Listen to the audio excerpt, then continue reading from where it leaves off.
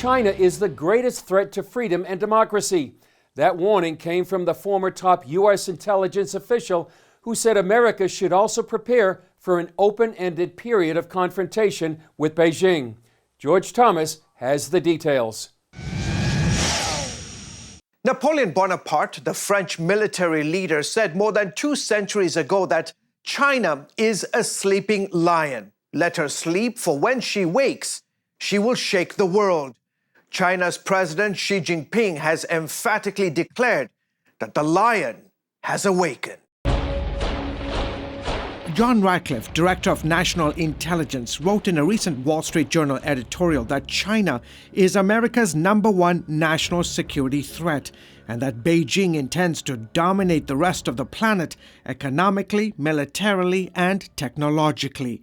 Michael O'Hanlon is with Brookings Institute. It is the way a great power with a non-democratic government chooses to seek to extend its influence worldwide.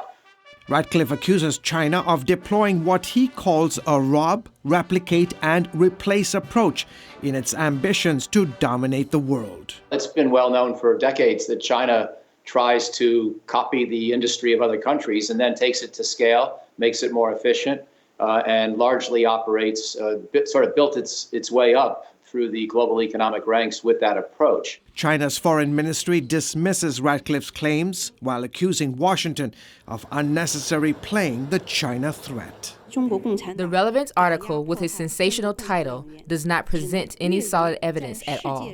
It offered nothing new but repeating the lies and rumors to smear China. CBN News has documented China's rise for more than 2 decades. Fast forward to 2020 as we examine how China's President Xi Jinping has been massively overhauling the country's military, economy, and political influence as part of his great rejuvenation project. Which, to put it into sort of Trumpian terms, means to make China great again. Tom Miller documents China's rise in the book China's Asian Dream.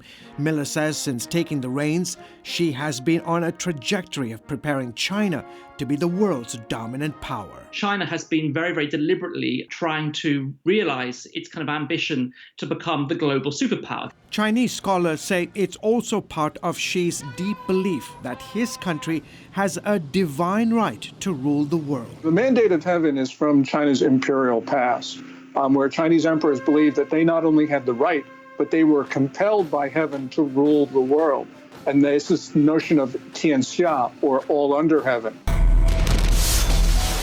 One way is by military force. As commander-in-chief of the world's largest fighting force, Xi has remade China's People's Liberation Army, or PLA, into a military rapidly closing the gap on U.S. firepower. The Pentagon revealing for the first time that China now has the world's largest navy and plans to double its nuclear warhead arsenal in this decade, which includes ballistic missiles that can reach the United States. It is likely that China will seek to build a military that is equal to, or in some cases superior to, the U.S. military or the military of any other great power that China perceives as a potential threat.